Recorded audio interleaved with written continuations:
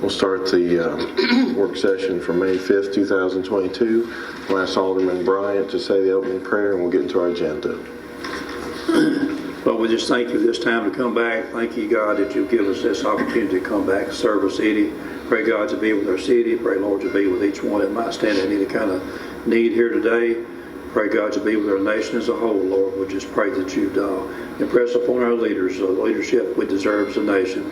God, we just pray that as each one comes in and out, that you would bless them and take care of them. Pray, God, you be with all of our employees in every single department, God, that keeps everything working good. Pray, Lord, to be with any prayer request that might be on anybody's heart here today. Lord, we just thank you for this food that's been prepared this morning. In Jesus' name, amen. Amen. In front of you, you have 4 sets of minutes, anywhere between 4:07 to 4:25. We have work session minutes, strategic planning work session minutes, budget work session minutes, and the second budget work session. Does anybody have any issues, additions, deletions, corrections on any of those 4 sets of minutes? If not, we'll enter those in the record. We'll go into department reports. We'll start with Public Works, Mr. Eddie Plunkett.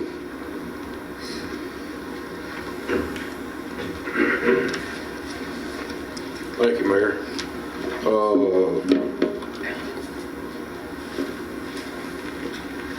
Croy has given us a feed for inspections, closeout documents. It was not in the original contract. It's going to be on call. It's not just a set fee. It'll be on call as need basis. I think it originally had in there $6,000, something like that. I don't anticipate it being that much. We just need to take this full board and get it approved. We talked about this in finance and recommended our finance. So, board, okay, we take that forward to Tuesday night? Okay. Next, we have the Adams Street Road repairs for information only. Yes, sir. We have a contract with Kerbers, contract on labor and machinery and those type of things that I have on an hourly rate. You have a drawing of what Croy suggested we do. I've met with Kerbers out there on site. We're going to modify this a little. We're going to add steel to it. Footings probably be a little deeper than what they're showing, and put a wall off the footing up to the road level, and then pour the concrete to that level with steel in it coming out of the footing through the wall and up into the roadway. I got a phone call last night. They estimate that $100,000 to do this. You got 340 foot of footing you're going to have to put in, wall, 170 foot of roadway that's 24 foot wide and 6 inches deep. And that would be from the bridge going south to the cut down there where the road stopped coming up during the flood. And for reference, this is the part that the asphalt that washed off at last flooding occurrence. Correct. Thoughts from the board? Well, that there's not going to be a lot of engineering cost in this. I don't believe it's Eddie. That's not. No, sir. No, it's not. They're Eddie. not. I mean, that's just out of courtesy, kind of, and getting with the concrete people and everything. So hopefully we have that particular spot right there gets hit with flooding, and when it just washes the pavement plumb away like it did, this is probably about the only way we're ever going to fix it. Like that area right there. He also stated he could probably start on this in a month. And if we was going to have it engineered and everything, it'd be 6 months before we get started. But he's on the job right now, and quick as he gets done with it, he will come and start this if you all approve for us to do that. And what was the cost of the asphalt when we paved it? I don't know right off Okay. Stacy, do you recall? I don't off the top of my head. I would have to look. We had that combined with 3 or 4 different roads at the time, Yes. even though they were broken out. We can find an answer on what that was, yeah. I can't remember right off. We did that paving at the same time we did the Lynn Drive and Cahoots parking lot, and the total for that project was 119, but I don't know what, even if, by how it was divided up. Right. Yeah. What do I- Go ahead, sir. I was going on to the next one. I want to say, okay, go ahead. I mean, now, does the board want to go ahead Tuesday and vote on this, or you want to wait? I mean, Well, if the way he, this is set up, Kerber's is under contract. till the end of Their June. labor, well, yeah, their labor and everything is a set fee. The only variation, well, the time frame will have something to do with it, but it's the cost of the product, concrete and steel. Correct. It ain't going down, That's true. not going down. But He estimated concrete at $150 a yard. Yeah. It's somewhere between 140 and 150 right now. yeah, it's not going down. Hopefully this price is high, because he tried to fix where he didn't have to come back and say, hey, I didn't tell you enough. So hopefully it'll be cheaper. Yeah. But that's pretty close, I'm gonna say. Steel is up over 50% right now. We talked about the funding mechanism. We had some funding available in one, state funding or federal funding or whatever it is. It's about 90-something thousand dollars, I believe, that we had set aside in a fund we've not used. That's not general budget funds. I was hoping we wouldn't have to use the whole amount, but it's not looking like we'll get around that. So what's that exact number? It's in the 90s. 92 or 94. Yeah, it's in the 90s, and, Something right in there. I'm thinking Kerber's might be giving a little bit higher price to protect themselves. So more or less, the funding is just more or less in place if a board wants to do it. And it would be, if we use that particular funding, it's been sitting there for, I don't know how long, Stacy? Since July. Since July. And we've not used it for anything. So that would mean if we use that, it won't come out of the general budget. It won't be the senior taxpayers funding. It'll be, I think it's federal funding, is it? Or state? No, that's state. That State was the funding. governor's budget. for But it can 2020. be used anywhere. So we want to use it for infrastructure. So just kind of throwing that out there if the board wants to proceed with it. It appears that the lion's share of the funding would be in place, if that's what the board would do. I would suggest dealing with this Tuesday night, because Kerber's contract runs out in June. Yeah, let's go ahead and fix it. And when he comes back and rebids his contract, I doubt we're going to get the prices we got right now on labor. And the way this contract's wrote, we pay for like the concrete and the steel, his labor, his machine time, everything else is already a set price. Yeah. And you know the way the economy's going, when he bids it, it's gonna have to go up And that has saved us a lot of money a lot. for a while now by going that route, that type of route. So my suggestion is to carry this on the board Tuesday night and act on it one way or the other, to get him committed to this project before his contract runs out. I'm in agreement.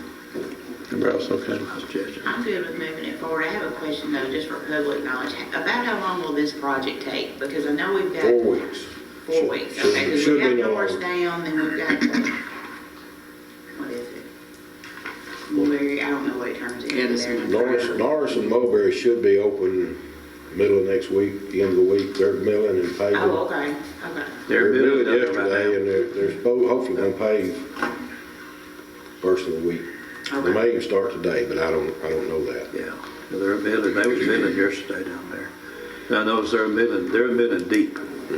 About they take about 6 inches out, little light, Folks take majority of the crown out of that road. yeah. So That's good. hopefully all that'll be opened back up by the time, it will be, should. Should be open the end of next back week. up. Yeah, should be opened back up.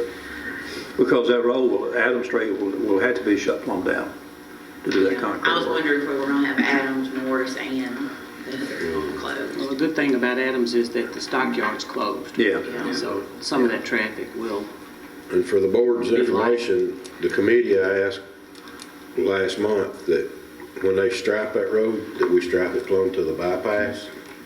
And the committee agreed to do that, so that hopefully will be taken care of also. Now for the ones that have not been down there, I don't know if you've been down there or not, but the way it washed out, I don't know how that much water could have come down through there. It is now, we get a lot more water through there now, but the way it washed out, it did leave a section of paving between the washout and the bridge. But I think after Eddie talked to the contractor, to leave that in there, that little short section in there, and not go ahead and concrete all the way to the bridge, would be a recipe for trouble. So they're recommending that we do the concrete all the way to the bridge on that one side. Because it would be a short section left in there, and next time all that water come down through there, and that's where it's hitting at, more likely it's gonna carry that out too. So that increased the cost some, but it's better to go ahead and do it right, try to do it right. That's the reason that I asked about the price was just as a point of reference, and also, maybe we should have done this before, looking this way, but you never expect those floods to come when they do and do the damage they do, but, this is probably doing it right in the way it should have been done. Hindsight's 20/20. That's right. But what happened and what caused that, it seems, is that the old paving held. It's a new paving, and it didn't have time to get set up good. We just got, It was put down in the wintertime. yeah, I believe if it had been summertime and it had cured right, it would adhere to the old asphalt and it probably wouldn't have Yeah. happened, but who knows? yeah. So I think the fact it was a new paving is what it took out, just kind of showed that it didn't have time to get set up good. But I know some was down there that night. The police department was down there that night, some of them, I think, when that came through. And I believe somebody went down there, was called down there to look at it, and it was just unreal, the water coming through there. It was just unreal. There's a lot more water coming through there now than it used to be. You got building going on upstream of it, you got all these projects going on, and the rooftop water on all these buildings and somewhere in that area on that side of town they're going to drain to that creek right there is where they're going to drain to. And That water's coming from Moore County too. yeah, a lot of that in Moore County. So hopefully if we get this done, maybe it'll strengthen it up. The way they're talking about doing this, if it takes out what they put in, might as well shut the road down because nothing ain't gonna hold. They're not talking about just going in there and putting concrete on top. They're talking about going in there and putting concrete on top and off both sides and tie it all together, about maybe 3 feet deep on both sides, tie it all together, where when that water hits, it can't get in under there. It's got to go over without getting in under there is what they're talking And it about. will be backfilled with riprap, Yeah, so hopefully it'll stay there. hopefully. All right, we'll take this to Tuesday night. Your third item, North Street project change orders for sidewalks. We have, as you can see in the letter there, we talked about redoing the sidewalks. There was a line item left out of the contract for this contractor to redo the sidewalks over the structures that he puts in the ground, catch basins. So during that time, we was looking at redoing the sidewalk on Edison. We even looked at Franklin, talked about putting a sidewalk down North Street. All that's been looked at and hashed out. Now, the committee, I think, is wanting to go with a new sidewalk on Edison, on Woodside. Across the parking lot of the West Washington Church of Christ, right behind Regions Bank. They're going to tie the sidewalk across that parking lot to Franklin Street sidewalk. Up Franklin, we'll have, I think there's 3 catch basins up there that the contractor will have to put new sidewalks in over the top of those structures. The street department will replace the bad sidewalks on Franklin. So that part of this change order can come out. Yesterday, we talked, we're gonna take the sidewalks off of Franklin, not do that. And I think Mr. Owens talked with the engineer yesterday and is working on getting us a firm price on this. You know where we might be, Mr. Owens? I do not know, but Eddie is correct. I did speak with Philip, the project manager, on yesterday. There's still a few gray areas as far as the scope. So if we do decide to move at today's meeting, I want us not to put a cap that says not to exceed. He is expecting to get us a price maybe today or tomorrow. But last night, he had to pull some things together, so he was not quite sure of what that exact cost would be. But it will be less than what this was proposed at the day of finance. Yes. A lot less. Thousands of dollars. Way Say, less, hundred looking maybe, at it. way off. I mean, after Well, looking we at, know we can take 62,000 off of it. yeah, For sure. after looking at North Street, we determined there wasn't any reason to have a sidewalk on North Street. There's nothing down there, not in my house. So we really no reason to have any sidewalk on North Street. And Franklin was just spotted, which the city can take care of. And now as far as moving this on to Tuesday night,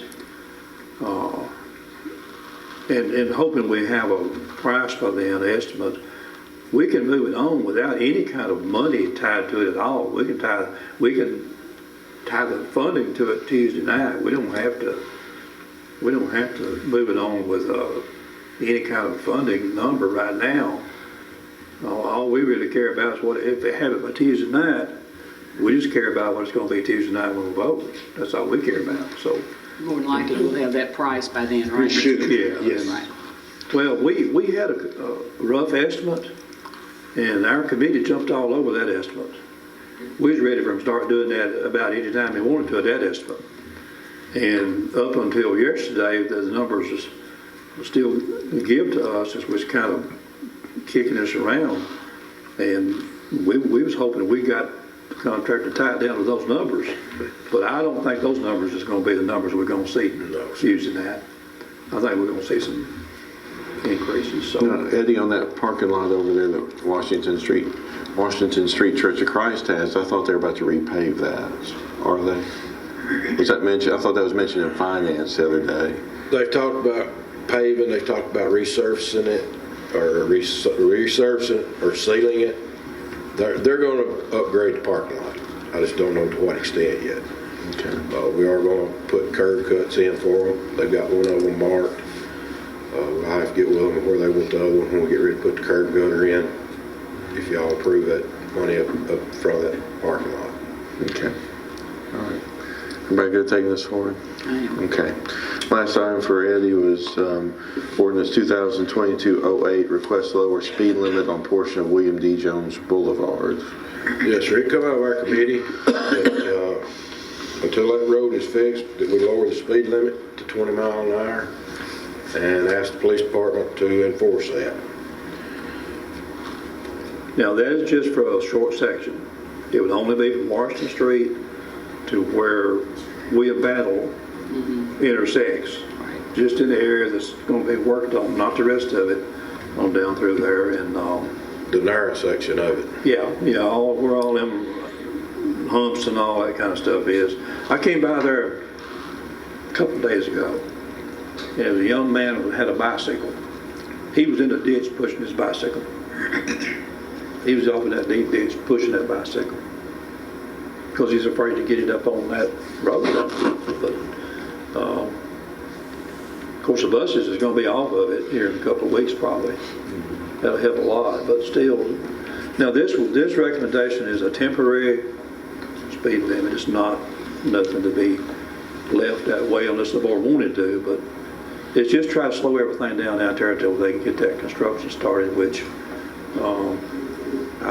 we have I guess we have somewhat of a timeline on when the bidding might open on that project, but I don't think it's firm enough yet to really say much about. So, anyway, that's, Board good with taking that forward? Okay. Any other things in your report this morning, Mr. Plunkett? That's all that I got, Mayor. Any questions for Mr. Plunkett? Thank you. We'll go to Police Department, Chief Casillas. Good morning. We have a few items for events that are coming up. We have Tiger Tracks Parade Walk for May 6th, Tiger Breakout for May 16th, Juneteenth 2022, that'll be June 18th and 19th, Independence Day Festival, June 25th, Life Chain, October 9th, and also we have an oath of office for Nathan Simmons. That's my report. If you have any questions on the events. Do you have any board members have questions on the events? Most of these are standard. Yes, sir. All right, thank you. We'll go to fire, Mr. Chief Kimbrough. Good morning. Just for information, our hydrant flushes are complete as of now. Engine 1, still waiting on the def head for it. Engine 2, we hope to have done. They're hoping to have it back to us by the end of May. So we had to have one other little part that had to get ordered, and it's back ordered, but they do see a delivery date on it, so they're hoping to have it by the end of May. We did have a river incident on Saturday. We got 5 out of the river on that day, so we were down there for a little bit on Saturday. So. where was that, down at the bottom down here? No, it was actually on up, kind of more behind Riverside Christian Academy on that part, on that section of the river, that area right there, just a little bit upriver from Riverside. You got 5 out of the river? We got 5 out of the river, yes, sir. So they were just on a raft, a basic raft? They had just a float, and they punctured a hole in it, I guess on a stick or something. But anyways, they'd gotten a hole in it.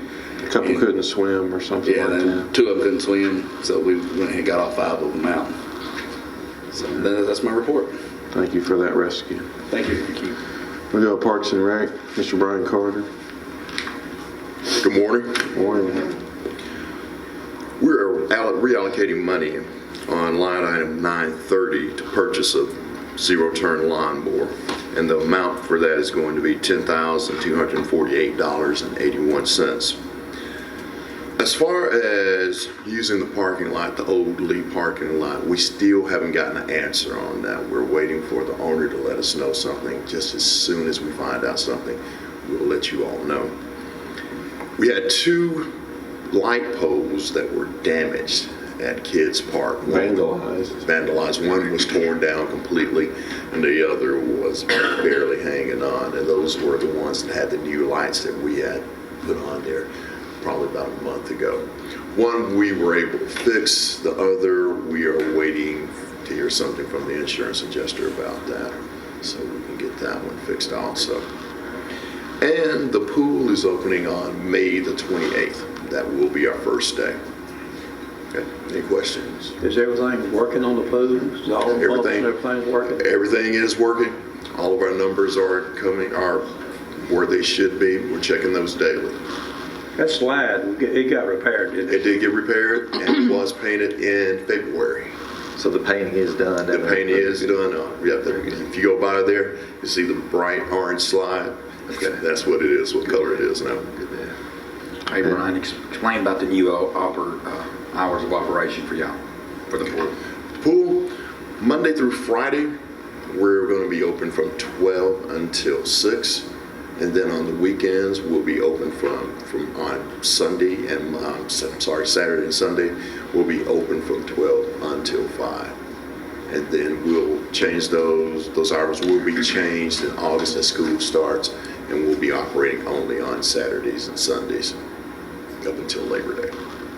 You have staff and lifeguards and all, you got everything lined up? No, the only thing that we do not have is a pool manager, but we've gotten an application in on a person, and hopefully we can have them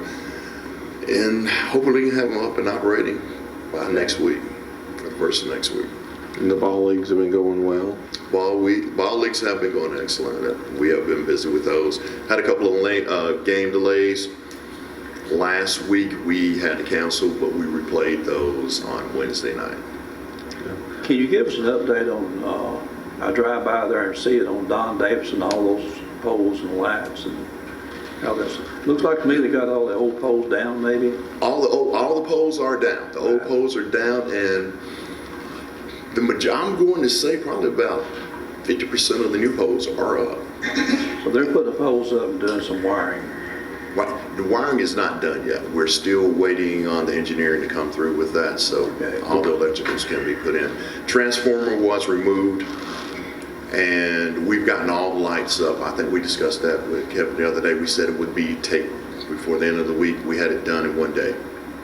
So we have those, and those are stored out to our facilities. So those wood poles is huge.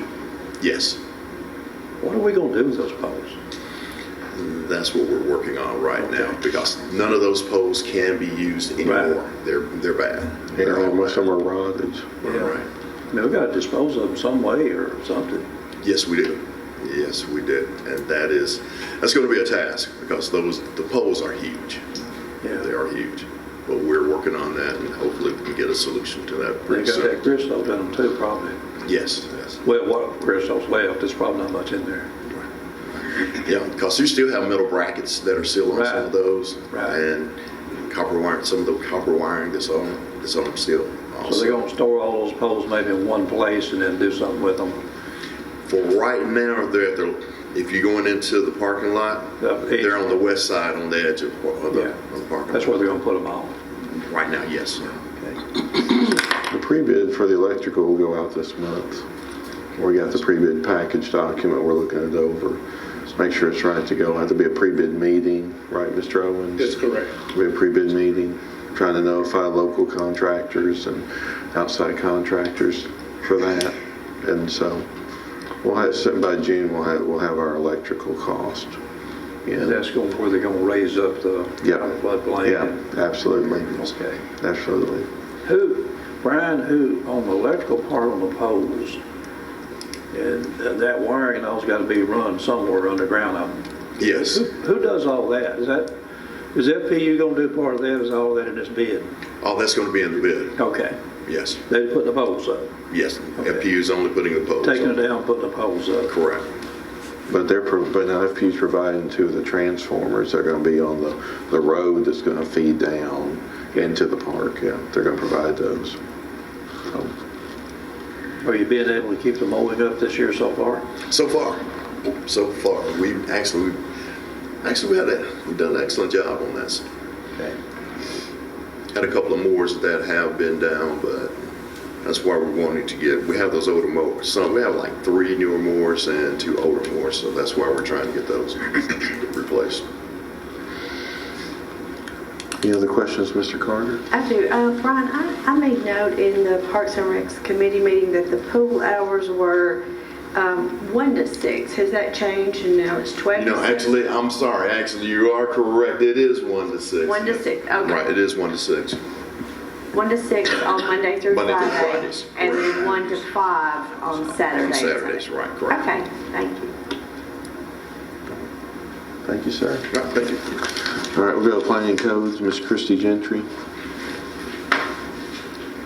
Thank you, Mayor. I did want to mention that we are still accepting applications for the home grant. We've had approximately 25 applications picked up from our office.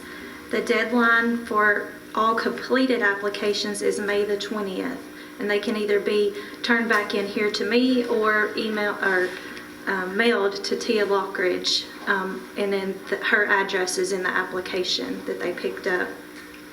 Applicants must live in the city limits, own their home, have resided there for a minimum of a year, and all property taxes have to be paid and up to date. And then there's some other documentation that is on the application that they also have to provide.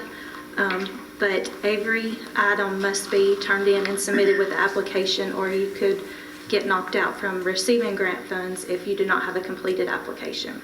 And there was a recent meeting, wasn't there? A public meeting here? Yes, April the 19th, Tia came and did a presentation. She did send me her PowerPoint presentation that has all the information in it, and then left me with applications to give out here. We have called and notified past applicants that have applied for other grants to make sure they're aware of this grant. And then Jesse actually hand-delivered an application for an elderly resident who couldn't make it to the municipal building. So we're trying our best to make sure everybody is aware and that they have the opportunity to apply. The article in the newspaper did help spark interest. We had a lot of people apply or pick up applications last week. I've not had any turned back into me. So I do stress when they pick it up that the deadline is May the 20th. About how many homes we think that'll cover? Realistically, they think between 4 and 6. We did get $500,000, and the applicants will be kind of graded on a point system that TIA and South Central will go through the applicants. And we may get more depending on the repairs and the cost and that sort of thing. But realistically, she said definitely 4 to 6. And they can do a remodel all the way up to a new home depending on what is the need for the applicant. So with that many applicants, but it won't do but a certain number of homes, I mean, Yes, sir. just do what it'll do. But we are making them aware of other programs that South Central does have available. There is some emergency home repair programs that they have set up. So we, if they cannot get funds through this grant, we are trying to get other programs that they may fit. That'd be good. The other thing, I did want to mention that an offer was made yesterday to a candidate for the property maintenance inspector position.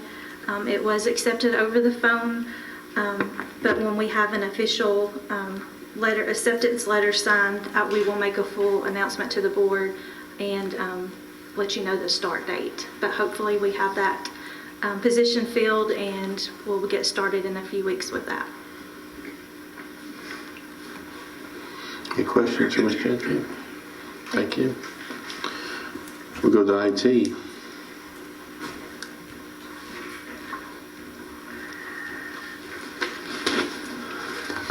Good morning. Good morning, Zach. Morning. Fire alarm update. We had an ADT technician visit the municipal building this week instead of the original contractor. When he was here, he noticed there was a bad cable running from the cellular backup to the main fire alarm panel. He spliced a new wire in, and we've had no issues with the annunciator panel in the front lobby going off. So this is beginning of day 3, no errors. I think we're good with the fire alarm panel finally. Regarding Spectrum Cable, there's no update with them. They're still on track for completing the service upgrades for the Fayetteville area by the 22nd of this month, at which point we'll begin installing service into our buildings. Other than that, Lucas and we've been cleaning out the upstairs mechanical room with old computer gear that was stored up there. I've inventoried everything into a spreadsheet, marked it for disposal, and I think I'm going to come in early one day to load up a trailer so we can get that taken off and disposed of.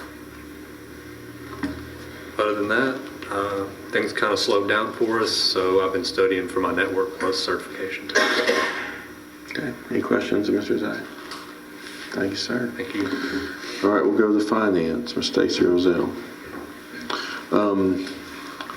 The first 2 items we have here are the standard annual call for public hearing. In the past, we did for our budget and the school system budget, this public hearing together, but it's recommended at Finance Day we just make them separate public hearings.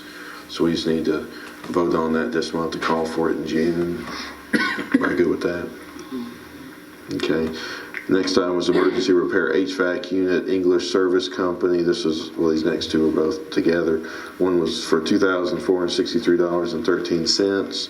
That was a repair, and then right after that, the call to replace the HVAC unit upstairs here in the municipal building, $19,710. And we just need to ratify that. That is correct. Board okay with that? Okay. Then we go to, we have, again, Mr. Josh Richardson, who was, if he wants to come up for a moment, he came to finance the other day asking for some joint effort between the city and county to help with some roof and some window repair at the Chamber building. Yes, sir. Just to update the full board, came Tuesday night and spoke with the Finance Committee. Just due to the past couple of years of COVID, we have not been able to have near the fundraising events we would normally have to raise money for this. Windows at the Chamber are in pretty rough shape, cracking. They're just not going to probably hold up very long. Had some storm damage from the roof. We have been in contact with our insurance company. We're going to have around $2,300 and some change to come back from them to help with that roof, but we are making a joint request between the city and the county to try to help offset some of those costs that we have. We're anticipating around $9,000 that we're requesting for the window installation, 9 from y'all, 9 from the county, and then $5,550 for the roof repairs as well. We kind of talked about it. We are planning on using those funds from the insurance company first and then any other funds remaining after that. But we're just trying to make sure the building actually stays up to snuff and is able to be used in the future. And were you able to go to the budget meeting at the county too? Yes, Adam Bagley and Miss Carolyn did go to the county budget meeting as well. I had to leave. My young one had a ball game, so I was not able to attend that. Karen, were they receptive too? Did you get a feel from them on that night? Yes, they didn't turn us down, but it's contingent, I'm sure, on what the city does. But they're hoping to use their ARPA money, and they won't have that until July, so we'll have a little bit of a delay. So we may have to do something with the roof ahead of time, so that it's not. Then reimburse later. Yeah. How long is your quote good for? I'm not anticipating the quotes being very long for. We did put those in.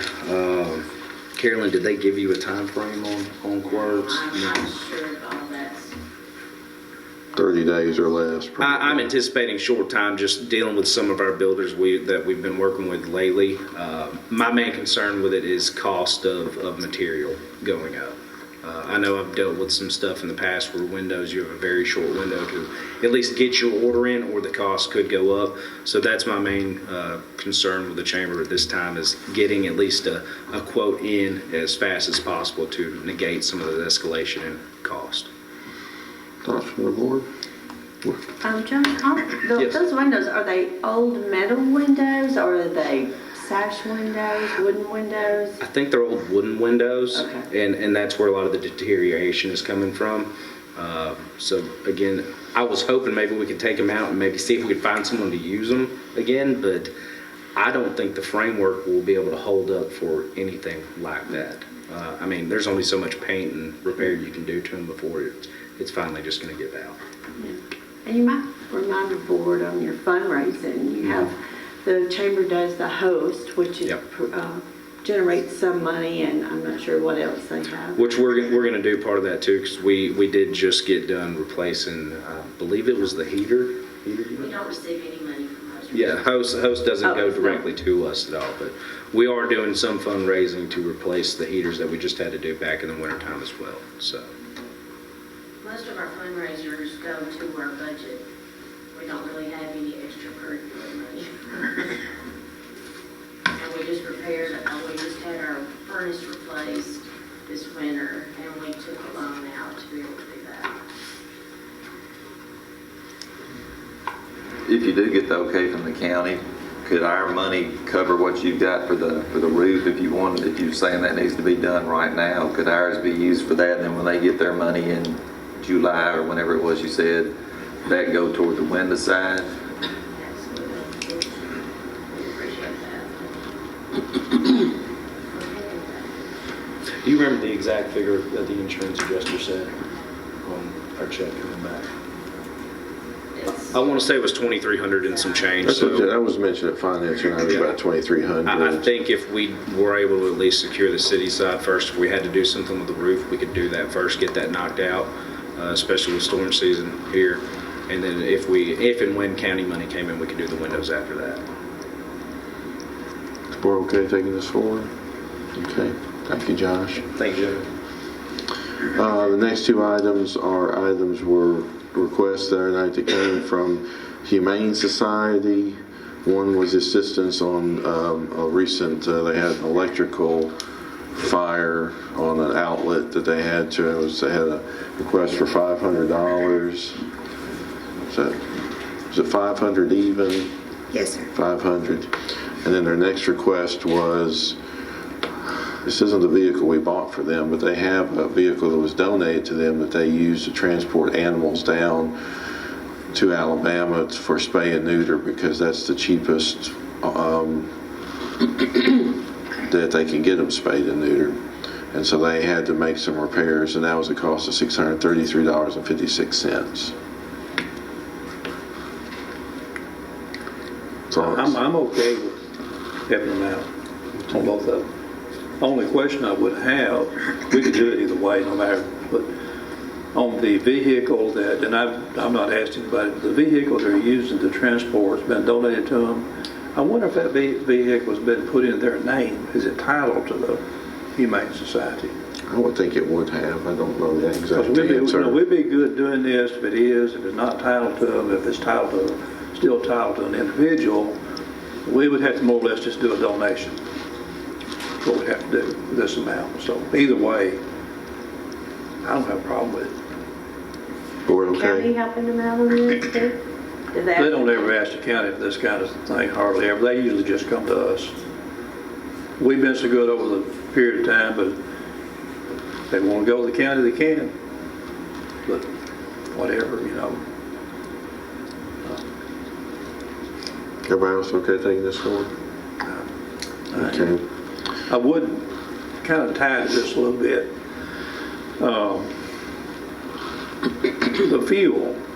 The fuel is always an expense. They're apparently buying their fuel just at the service station. They have got their fuel from the city before, right, Eddie? Yes. Before 2019. Well, if they would get their fuel at the city, it would be a wholesale plus a little bit of a markup, not much, 10-cent markup. They can save quite a bit of money if they just get their fuel to the city. Is there any reason why they can't? They used to do that, didn't they? They still got gas keys. They still got all of everything? I mean, someone needs to recommend to them that they start using the city to get their fuel because that will save them some money rather than just going out here to the service station somewhere. So I did have the opportunity to speak with Cindy Kite yesterday. Okay. And we're going to start having regular meetings probably twice a month. Okay. That will be a part of the agenda as of today. So we'll talk about that and other operational costs. Well, that'll save them. I mean, if they just go down there and get that fuel at the city instead of going to some service station somewhere, that's going to save them a lot of. I don't know how much, Eddie. Do you know? 67 cents a gallon. I mean, you know, that amounts up. I wished I could save 60 or 70 cents a gallon, but it would have to be a service I'm station sure they were somewhere. not aware of it. It was a lot of things they were not aware of, Okay. even in conversation yesterday. So Okay. we will bring that particular item All up right. to her. Yeah. Well, that'll help them get their operating expenses Save a a little lot. bit. You know, this would help quite a bit. I noticed it was in the paper that they mentioned that 2005 truck that the city bought for them at that time. I think that truck is newer than that because I came on the board in 2008. And I remember that I was on the board when we bought that truck for them. So I think that truck is newer than a 2005. Because I think they bought a brand new truck, didn't they, Eddie? They bought a new truck. That truck. Bought a new truck and had the old bed put on it. Right. Because their old truck kept tearing up on them. That's right. So I think that truck, it was mentioned in the paper, I think that's probably a 2009 or something like that, but still working anyway. So that's just a thought, maybe that'll help them some, and yeah, I'm okay with putting this on. Now, as far as the county part, they do whatever they want to do, you know, as far as the county part. I would like to know the ratio. I know this is a hot item right now and a lot of ideas are going around and suggestions and everything, but I would like to know the ratio, how many animals they pick up for the city and how many they pick up for the county. I can tell you what they used to do. A couple of years ago, those numbers was running somewhere around 80% county and 20% city. But as time has kind of came down to now, they've not been very willing to give us those numbers on the ratio. We've tried, we tried to get those numbers a month or two ago, and we was told, well, we don't really keep up with that now. So I don't know. To answer your question, yeah, we had a finance, I think you may have been there, Alderman, where we asked that question and they brought us a call book. It wasn't a database entry type thing. So, now I think they're trying to say it's 60-40 county to city, but it's hard to nail down. I mean, they used to have drop pins, they quit those. They did at one point deny saying they were taking them from the county, but it's a little blurred at the moment to know.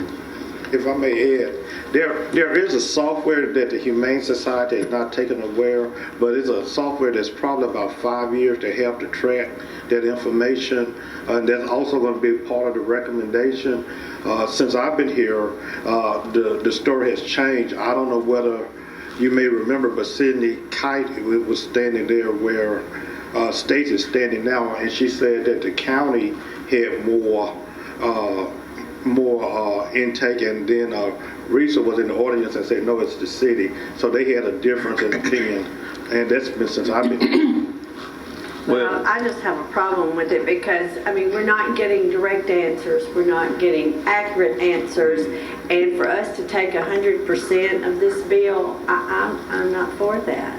The city, we try to be good and we try to support when we can, but just to absorb all the cost and the county pay nothing, I do not feel that's fair to the city. Well, if we carry it to the board, whoever makes a motion or an amendment can make a motion or an amendment to that fact based on the county doing that part.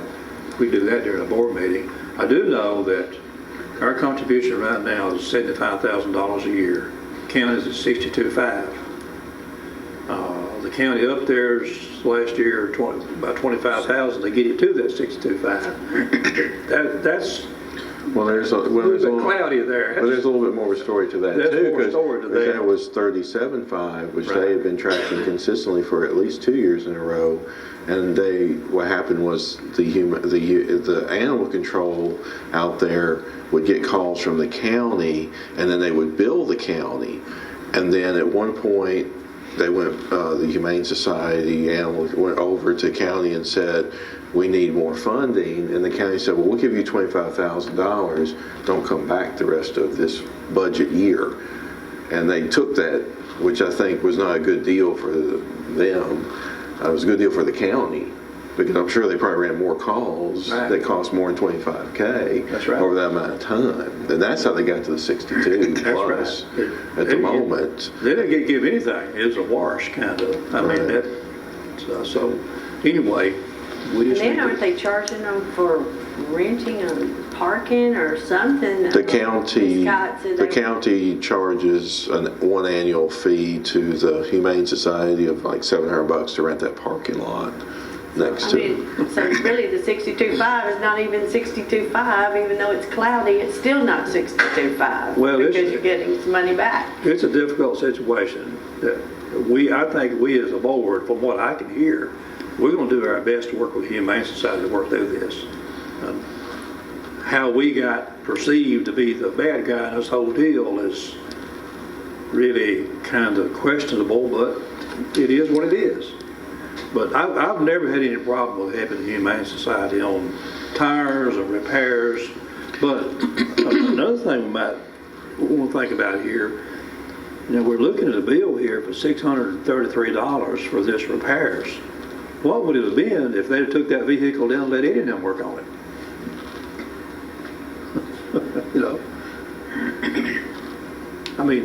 Is there any reason why your people can't work on these vehicles they've got?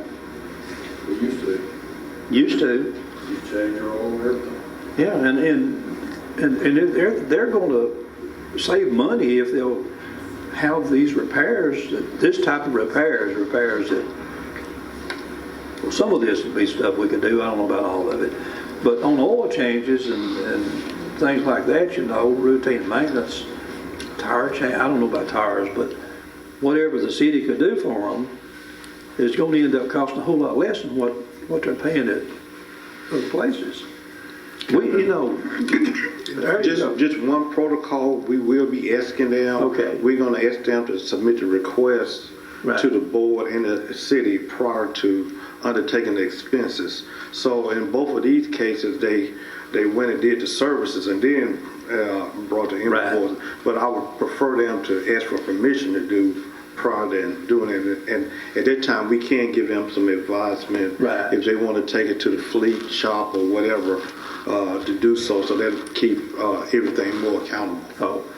Well, I know the city administrator is working really hard with Humane Society because he's got a lot of experience in this to help the whole situation. And I'm not aware of what all was going on between y'all, but I'm hearing it now. But it's good.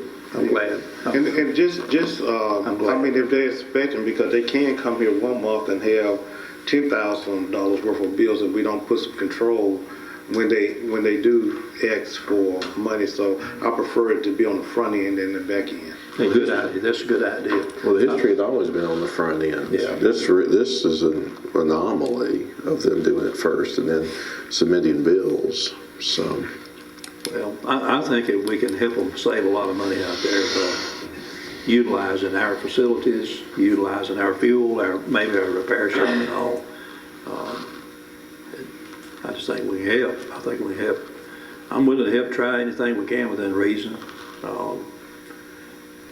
Just don't make us the bad guys because we're not. And with what's come up lately, we just say there's a whole lot that needs to get fixed there. It is. It is a lot. This is the start of it. So. Yeah. And I'm 100% in favor of the Humane Society and the city working together on these projects because working separately is not nowhere we need to go. It's not. I don't think we need to work separately by no means, but, we've got other agencies that we turn down.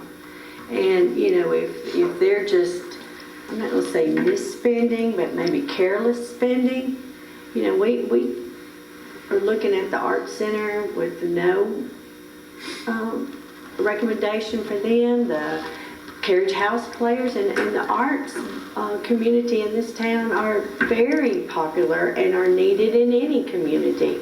But, we keep throwing money where it's being carelessly spent. I think it needs to be stricter rules or stricter spending or something instead of just keep tossing money at this careless spending. No, and that discussion's been had. I mean, Mr. Owens and I, we talk on a daily basis on this situation. And yeah, if anything in the future is anything additional, it's more stipulations from our end, not less. Right.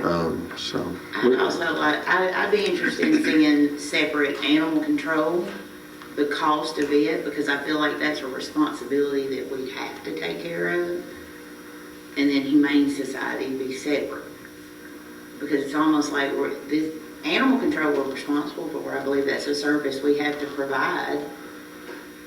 In Humane Society, I think we have to kind of treat that as what are we going to give them, like the other outside agencies that come to us. Is it not kind of separate like that? Animal control and Humane Society separate? It should be, but it's not. It should be. Go ahead. It should. It should be. I don't think it's necessarily helping.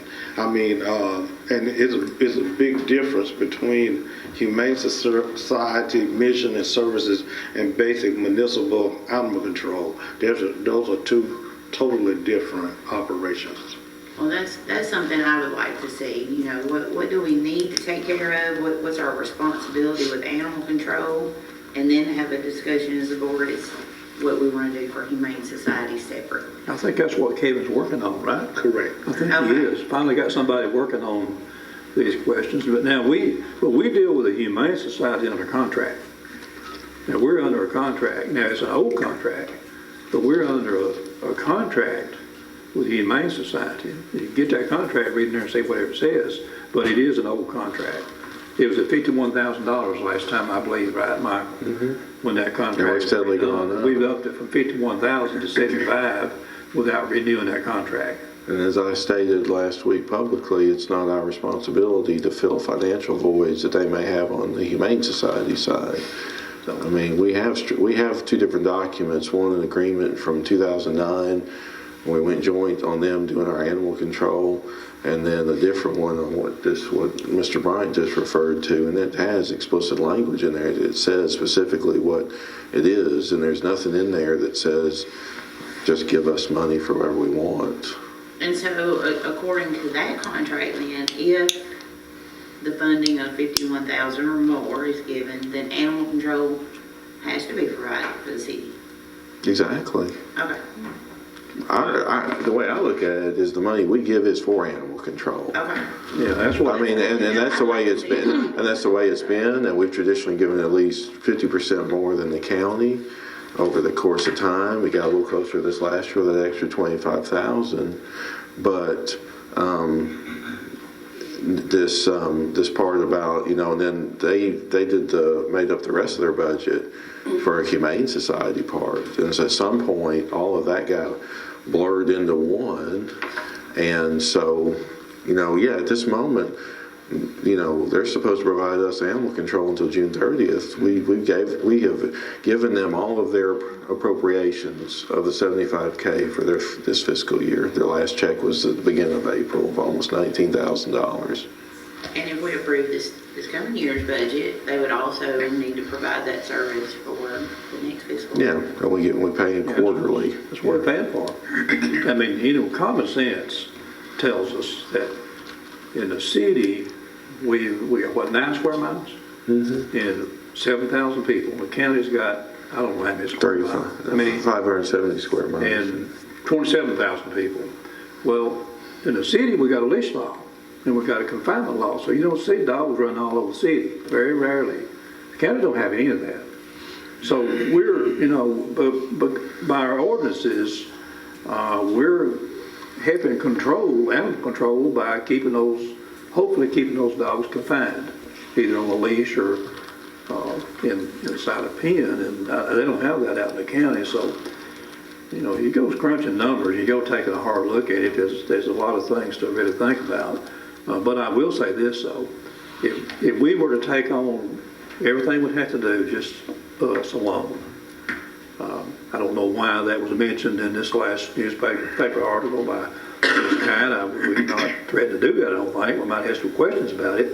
But if a city were to take on all this alone to take care of everything in the city only, I can tell you right now, we're looking at a whole lot more than $75,000. So we need to try to, Kevin, I think, is going to try to work this thing out to work, maybe get it under control. I got a lot of confidence in our new city administrator. He got experience in this. He's got some experience in this. Anyway. Okay. We'll go to number 8. I'll speak on this one. Project Tiller request for assistance for LED lighting. The company that's coming into the old Dyke and Goodman building, about a month ago, I was at IDB meeting, monthly meeting, and Director Middleton spoke to myself and Mr. Bear Newman after the meeting and stated that the company that's coming is going to redo the interior lighting, all LED inside their portion of the facility, and that cost was like $206,000, and they were asking if the city and the county would help them out. And I stated that day to Ms. Middleton, that's not what we traditionally do with our industry.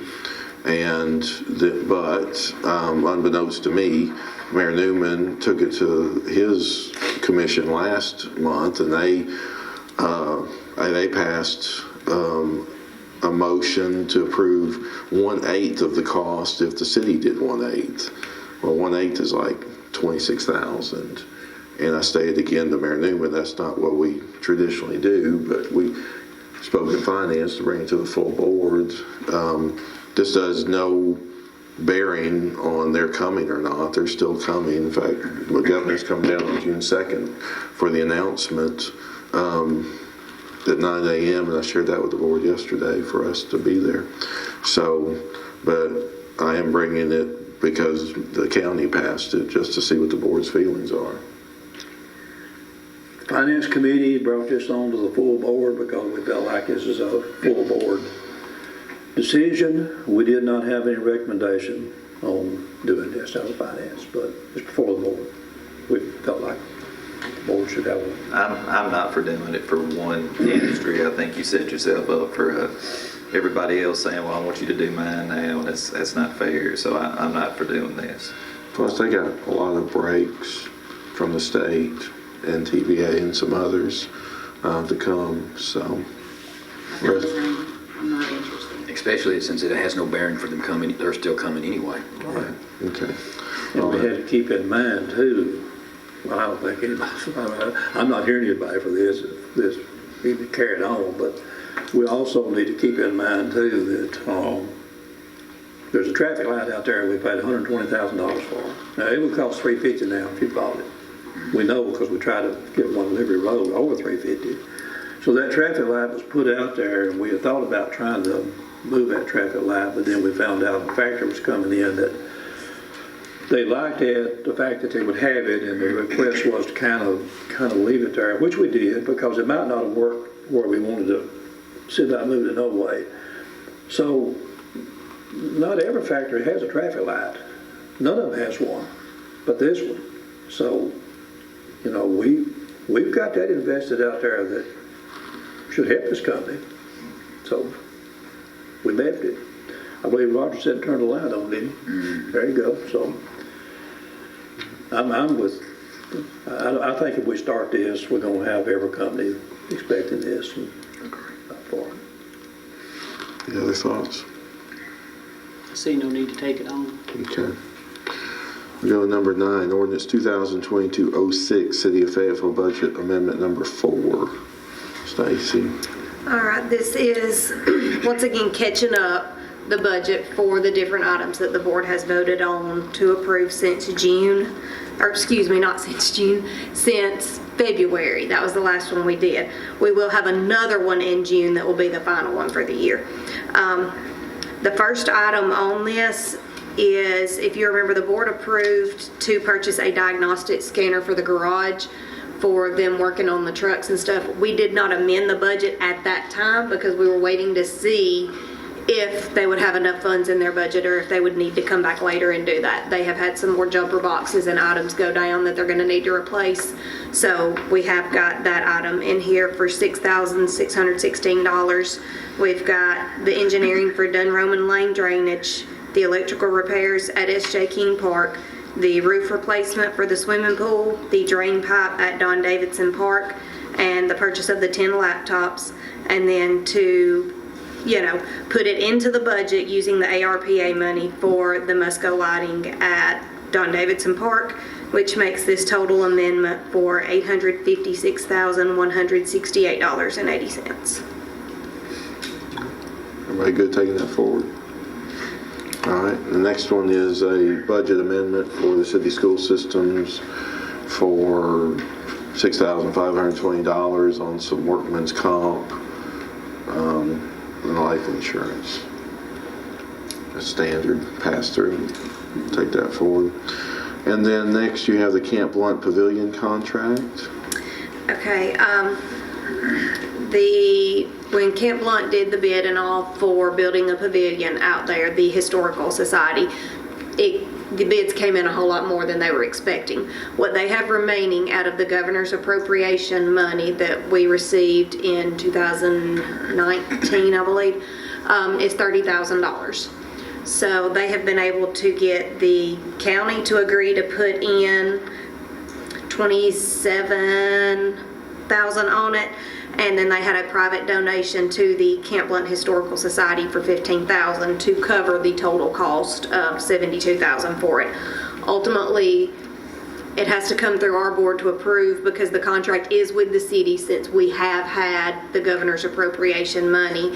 I spoke with Randy yesterday, and it looks like what we're going to be able to do is he's verifying with the county. The county is planning on writing a check to Camp Blunt Historical Society. Then Camp Blunt Historical Society turned around and writing a check to the city and then the city will pay the contractor the full amount. But since, Crowley has done it and we've been working with them, all of this contract stuff is with the city. But it comes no money actually out of our general operating funds. So, the low bidder on this, the company that's a low bidder, I'm sure is licensed and all that, everything's been checked through that.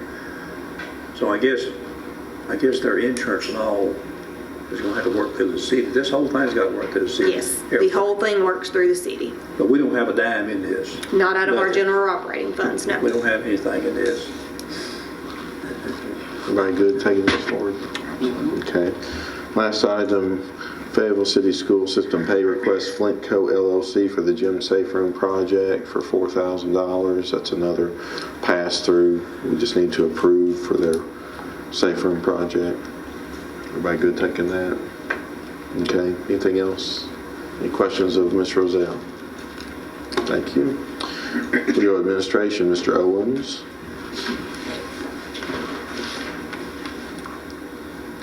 Can everybody hear me from here? No.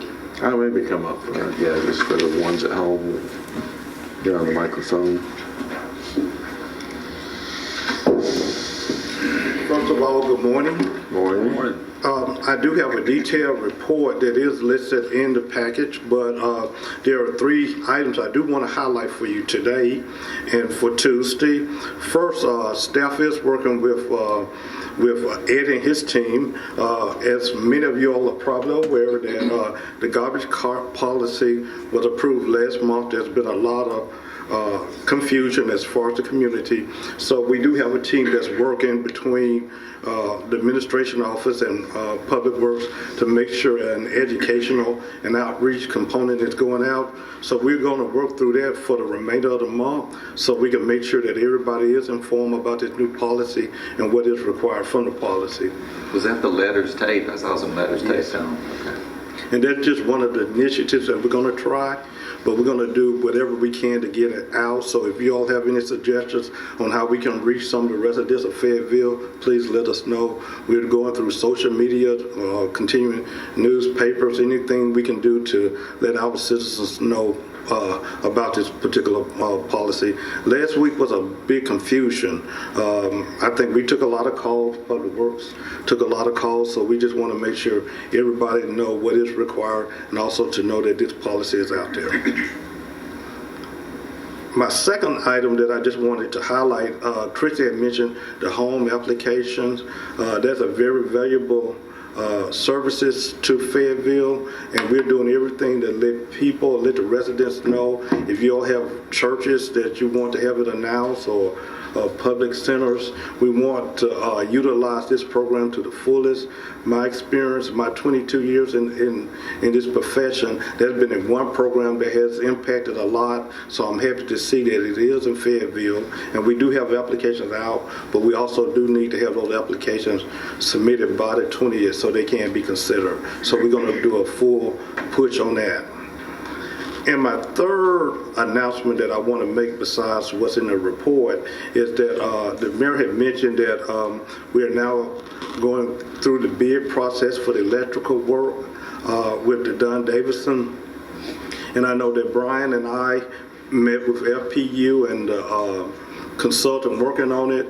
So we do have the pre-bid conference that will be on May 12th at 8:30 at Dunn Davidson. If you all know any contractors that are interested, please help us to get the word out there. We want to push as many bidders and as many qualified bidders as possible.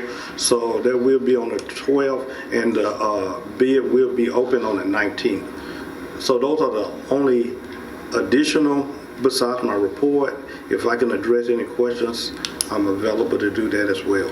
Just mention that their plan also is to educate the public and the city employees. Correct. On the new garbage. That's absolutely correct. Part of the process, we're all also making sure our employees are aware what is going on and what is expected out of that. So we have different interpretations Correct. of what an open can is. Correct.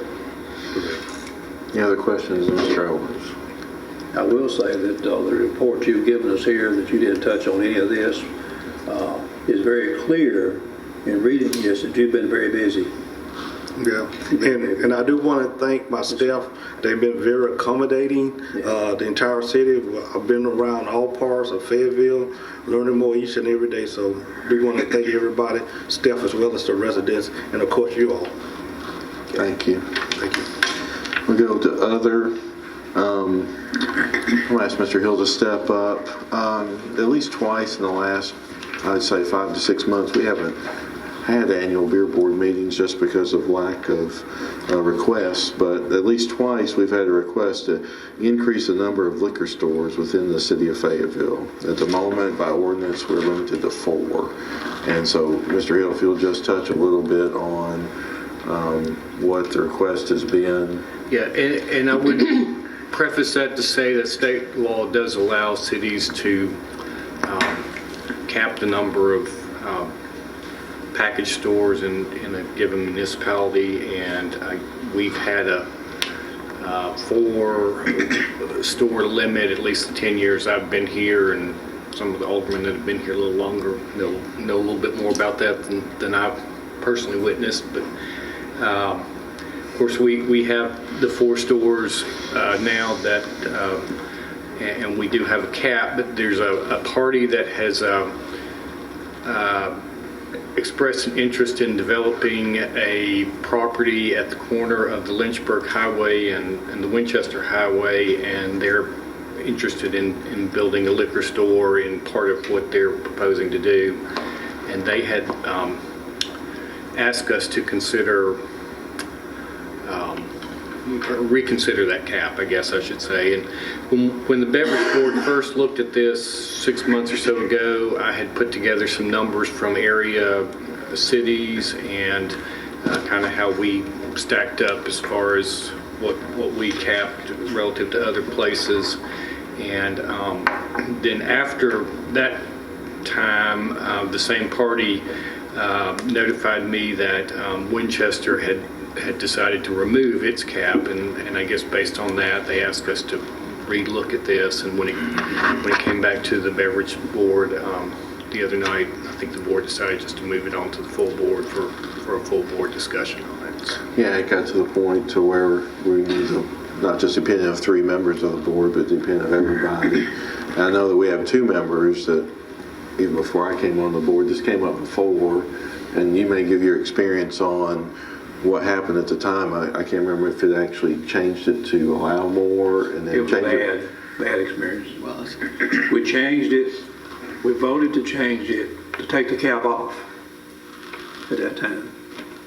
I did. I voted at that time. I voted to take the cap off. The board did.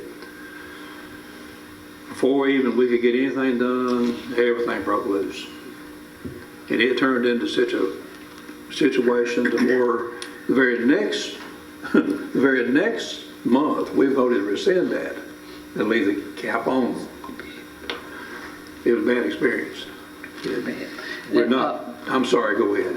Well, one of the studies that was done 6 months ago, was that comparable to the size of the other cities around us, we had more stores per capita than any of the surrounding areas. And that's with 4 liquor stores, according to our population. And that was also back then before stores sold wine. That's right. And my idea the other time for actually voting to take the cap off, I'm not an alcohol person, but the reason I did it at that time, I thought, well, let the market would take care of it. You know, the market would take care of it, and if they couldn't make it, they'd just go out of business, and might even be more than one of them going out or whatever. It's a free country, kind of, but it turned into a situation to where it was enough of a situation that the board voted the very next month, I believe, to rescind that and just leave the 4 caps on. And I don't know what will happen if a board decides to take those caps off, but I think we're going to have the same situation, I think, based on experience. Well, that's the reason we brought it to the full board, because just 3 people deciding the first time, we turned it down because of the amount of liquor stores per capita that we have, and the amount of liquor, rather, that we have. And now you have Walmart has wine, Of course, beer's not in the same category, but you have all these places selling, and does the board want to extend a whole nother store with what we already have? That area out there has been such an eyesore for so long, and a lot of people have talked about coming in there, and it's never happened. I don't remember what happened the last time that was done, but it's I'd love to see that area right there start getting developed and something going in there. I know the folks that are looking to put this in are very good businessmen as well, so I'd be interested in removing the cap. I would too. I would be interested in, sitting on the board, on the beverage board, I would be interested in removing the cap because we're seeing more businesses move in here. We're seeing a wide variety of things. Like Jeff said, that area of town is kind of underdeveloped, and if they come in there on that corner, build a nice new complex, and I think that's kind of what they're looking at. You know, that might open up some new opportunities out there. For the people who are new on the board, which there's 4 of us, relatively new, I'm not aware of what the mess was back when the cap was placed and then rescinded. But I'm in agreement to let's remove the cap. I mean, I appreciate them actually even trying to build a building in Lincoln County to provide for the citizens anyway. So it's helping us with the revenue, so I'm all for removing the cap as well. Well, that's enough to take it forward, but share a little information about surrounding communities that recently. Well, and I would kind of to add to that discussion, I personally know the city administrator in Winchester. Her husband used to be sheriff here. You may know her as well.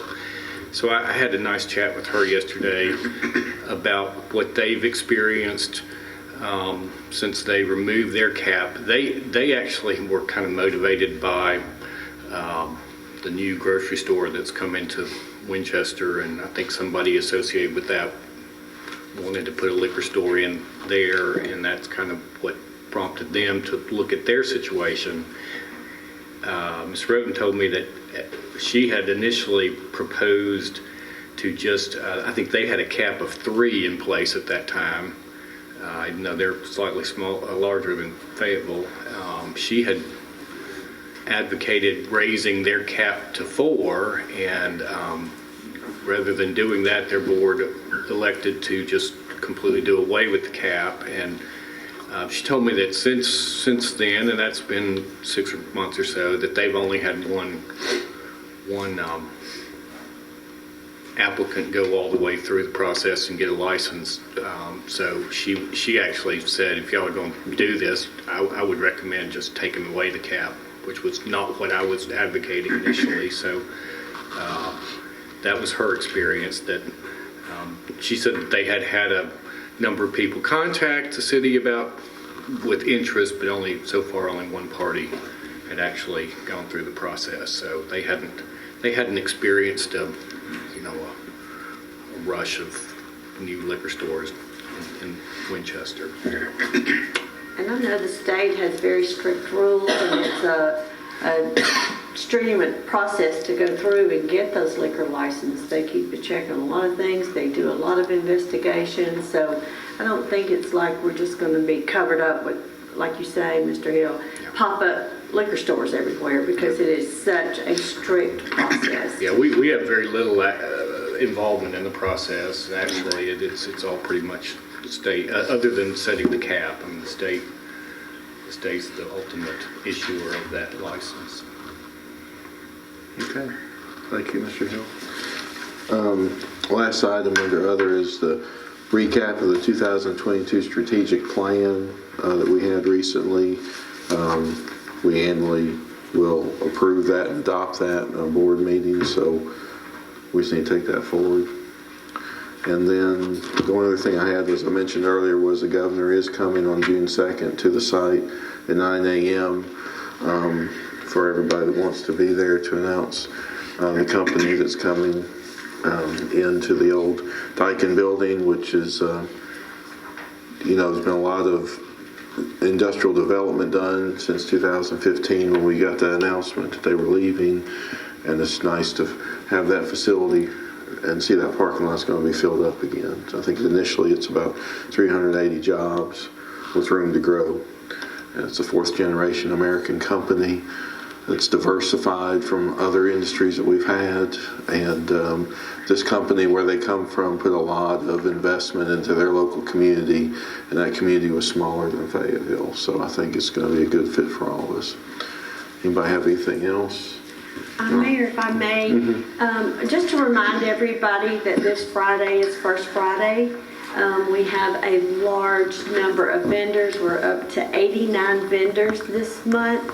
So we need a lot of patience, and we need to work really hard to try to, get all of our vendors placed and everything. But this event is growing monthly, and we're very excited. So it'll be a lot of traffic downtown this Friday. Yeah, that's a good point. Also, there's some event this evening, Cinco de Mayo, or something. Is something local too? Is that part of Main Street, or is that something separate with the local merchants? That is local merchants. Main Street, I think, has been invited. Our director, Amy Bird, she is a part of that. But I don't know any details on it. Some about 5 to 7 up here on this. It's a block party is what I read on. So people will come out and attend that. All right, we'll adjourn until Tuesday evening. Thank you.